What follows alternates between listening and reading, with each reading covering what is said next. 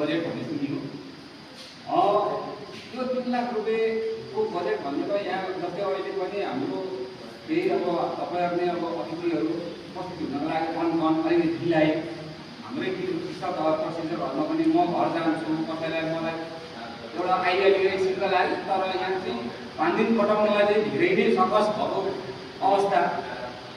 तर हामी अहिलेको हामी नै हो यो देशको नागरिक, अहिलेको युवा जे गरे पनि हामी नै हो। त्यो 3 लाख रुपियाँ पैसा राज्यको ढिकुरीबाट यहाँ वियोजन गर्छ, तर हामी करोडको मात्रै हामी चाहिँ त्यो चाहिँ बजेट भन्छौँ, तर 2 लाख 3 लाखको चाहिँ बजेटै होइन, पैसै होइन। किनकि त्यो भनेको सामान्य लगानी सानो छ यसको।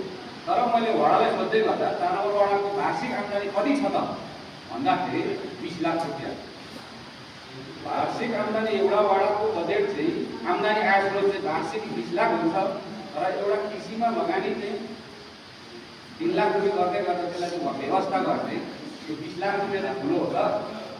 हाम्रो वडाका आम्दानी नै वार्षिक 20 लाख रहेछ, तर 3 लाख रुपियाँलाई हामीले सामान्य पाएको। यस्तो कार्यक्रममा चाहिँ सम्पूर्ण वडा अध्यक्षहरू उपस्थित भएर हाम्रा गुनासाहरू चाहिँ उहाँहरूले सुनेर त्यसलाई कहाँसम्म के गर्न सकिन्छ, त्यस्तो समस्यालाई चाहिँ कसरी समाधान गर्ने भन्नेतिर चाहिँ सुनिदिएदेखि आभारी हुन्थे भन्दै मेरो यो शब्दहरू सम्पूर्ण मेरा शिक्षक साथीहरूले राम्रो प्रस्ताव लिएर राम्रो आम्दानी गर्नुहुनेछ भन्ने मेरो आशसँगै मेरो यो 2 शब्द यहाँ धन्यवाद।